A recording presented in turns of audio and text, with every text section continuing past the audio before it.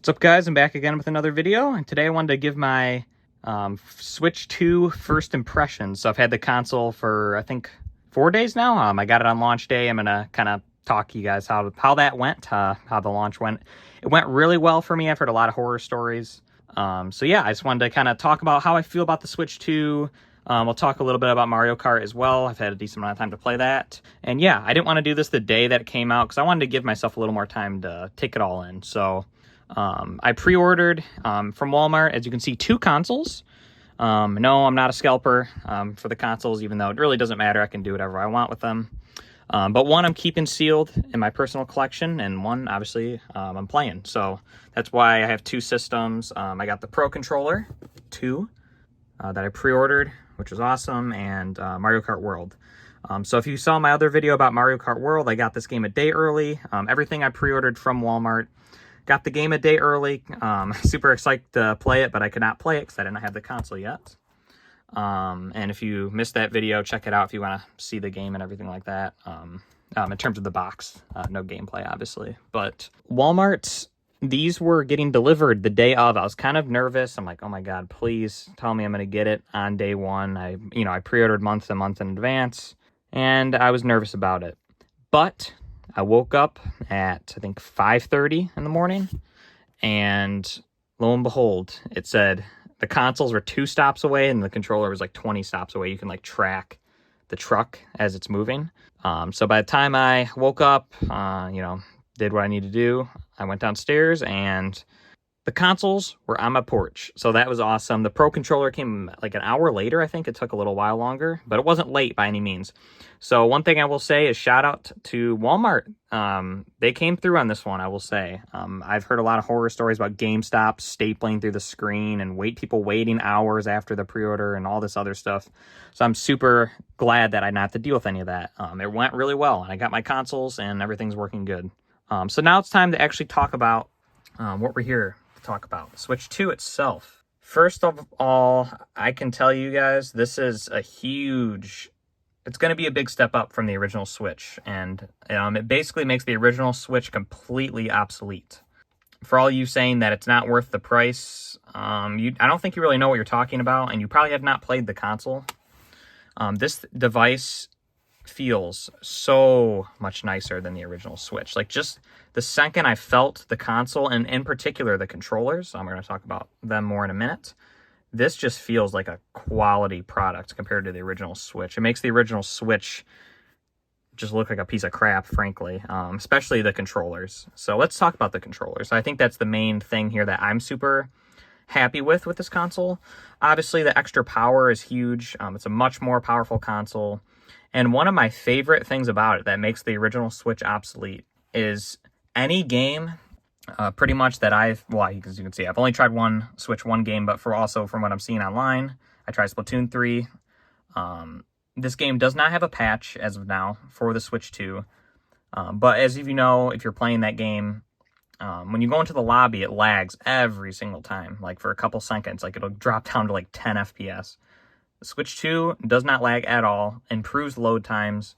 I played some rounds. There was literally 0 frame drops, where normally on the original console, there would be some frame dips if a lot of things were happening. So just for that fact alone, anyone that has not bought a Switch before definitely should get this. And it makes it worth the upgrade, too. Like, if you're playing games, even if they're capped at 30 FPS, like Link's Awakening, I believe, is capped at 30 FPS, it'll make it so much more of a smoother experience where there's no frame dips. So just for that fact alone, it's really worth it to me. I'm really into that kind of stuff. So now let's talk about the controllers. And I don't hear enough, by the way. I'm so happy with that. I was kind of expecting like these Switch games that weren't getting patches to literally run exactly the same, but no, they are loading faster and just running so much better. So I'm so pleasantly surprised by that. And I don't hear enough people raving about it. It's really a huge deal. And I'm super happy with that. So anyway, onto the Joy-Con 2. Here one is. I mean, this is the biggest improvement here. I hated the original Joy-Cons. Could not stand them. Way too small, tiny buttons, little terrible joysticks with no travel. And I just really did not like them very much. I basically only play on the TV anyway. I literally have not played this in handheld mode at all. Like, this is like the first time the screen's even on. So The controllers, you guys know, I mean, you've been watching other people. This is not the first video you're seeing about this, but the joysticks are way bigger. Like if you have normal adult size hands, the original Joy-Cons, even this controller, my hand looks pretty damn small, doesn't it? But it's way more comfortable. The joystick is just far bigger. You can see there's a lot more travel to it. So if you're in like a shooter game and you're trying to like only move a little bit, it's, you know, a lot easier to do that. The buttons are like probably twice the size, if not maybe like, you know, a little bigger for sure. I don't know if it's double, probably not double, but they are much bigger buttons. They feel similar. The bumpers feel better. They're much larger, a lot easier to hit. The side bumpers are much better. Everything's just bigger and better with the Switch 2. Like, these are so easy to hit. And I've not used it sideways yet, but I can tell you it'd be a much better experience, even than the original Joy-Cons with the strap. These have a strap as well. I didn't bring it out here, just because it's not very important. Another thing that was cool was the mouse controls. You can see I tried out there's not really many games now that are taking advantage of it. So I tried that Welcome Tour. I was doing some of the mini games and that used the mouse. And it was pretty cool. I think there's huge potential for this in like Splatoon and stuff like that, and like shooter games and all kinds of games. WarioWare, I think they could make some cool mini games out of that. I think the mouse is a huge deal. Both controllers have it, by the way, which is interesting. It'll kind of create more unique experiences in that way that could not even be replicated like on a PC, at least in like a normal setup. So very cool. The Joy-Con grip is nice. The shape is a little weird. I'm not like crazy about this. I would rather just use the controllers on their own, I feel, just because this flat part right here kind of feels a little weird in my hands. Maybe I just need to get used to it. Feeling it now, it doesn't feel too bad. But yeah, it's a nice grip. This is not the charging one. It's just the default one that comes with the console. And it's nice. I would kind of just like using them on their own, but if you like this, then that's cool. I would say the biggest shock of all, other than the Joy-Cons, I knew they would be better just because they are much larger. I should have brought the original for comparison, but this Switch 2 Pro controller, now this is expensive, because controller, everything here is expensive, okay? But it's a premium product. This is $85. It feels like it's $85. And same with the Switch 2. This feels way nicer than the original Switch. Like, it's not even close.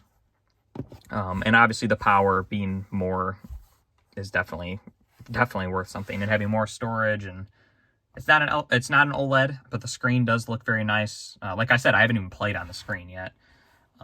But I'll be doing that more in the future. I really only do that if I'm traveling. If I'm at home, I'm going to play on my nice TV. This controller really shocked me. I have not used the back buttons yet. I really don't care about back buttons, and I actually dislike them. But these, thankfully, don't get in my way. I'm not really pressing them on accident at all. So it's really nice. This controller has like a almost like a rubberized finish. It's really hard to describe to you. It's very interesting feeling. As you can hear, let me shut the console off just so we don't have the sound effects going. As you can hear, rocking the joystick back and forth, it's basically silent.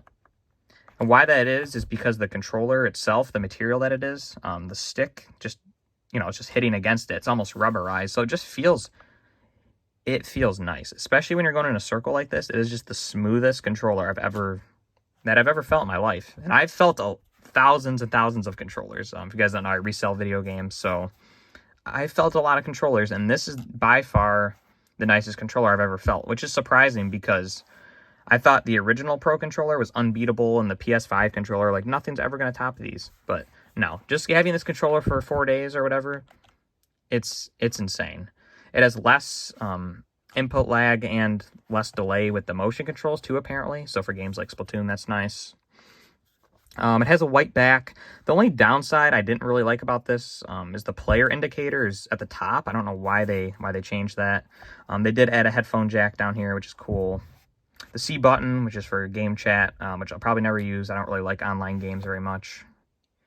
You can see I don't know what you even call that. The stick is very, like, skinny, I guess. The part that rotates. I don't know what you'd call it, but you know what I mean. That thing right there.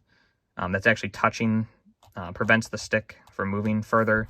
It's very narrow, so again, just like the Joy-Cons, we're getting a very wide like range of movement with this controller. And yeah, it really surprised me. I almost passed on it, especially once I learned that the Switch 1 Pro controller works on the Switch 2, because I already have 2 of those.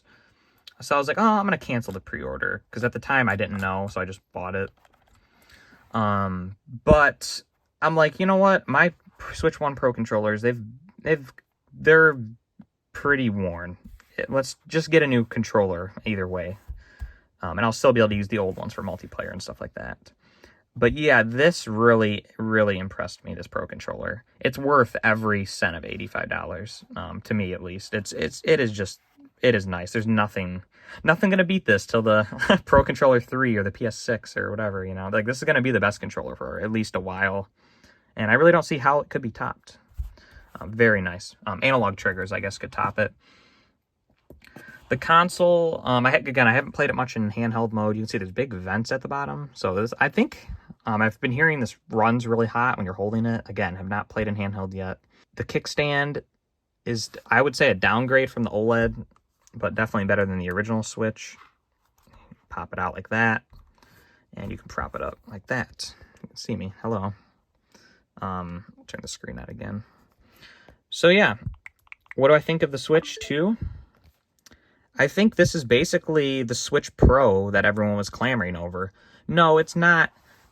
Like, look at this home menu. This is not weird. Like, it's not a radical departure from the original Switch. It's kind of weird for, like, Nintendo to do this. Like, this feels like more of like a Sony console almost. Like, it's just a bigger, better version of their previous console. And I think that's great, because they had the best idea ever to make a home system portable. That was fantastic.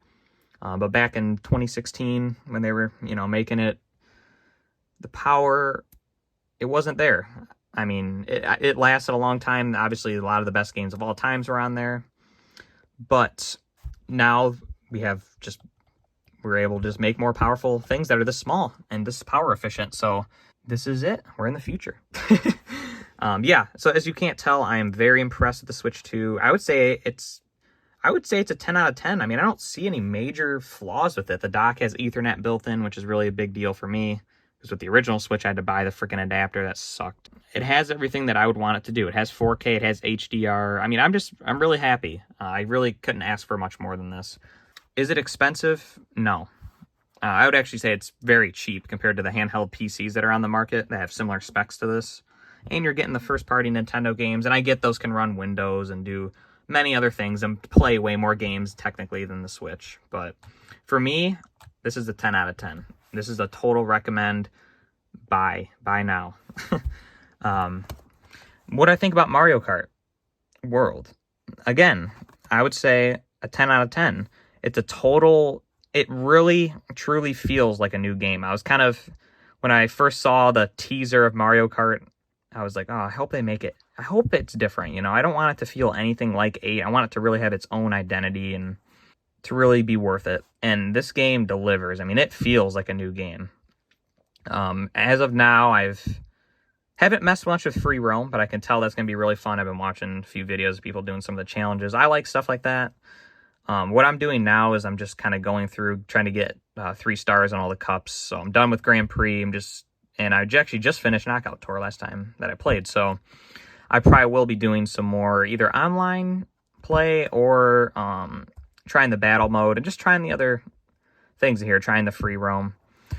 So yeah, and I actually, I wanted to mess with the stupid camera mode just because I thought it looked funny in the trailer. My 720p old Logitech camera worked on the Switch too, so that was pretty cool to find out as well. So I didn't even need to buy the camera. So hey, I saved $55 there. Yeah, I think this is going to go down as one of the best games of all time, and definitely one of the best Mario Kart games of all time. Just so much character and so much variety. I hope there's DLC, and I hope there's more content, but even if this is all we get, that's good for me. Good enough for me. So that's my video about the launch of the Switch 2. It went really well. I'm very happy with what we got, and I think once more people get their hands on it, I think they'll change their tune of how much they liked it. So phone just cut off there. But yeah, thanks so much for watching, guys. Have a great rest of your day, and yeah, bye for now. Stay tuned for more video game videos. Bye.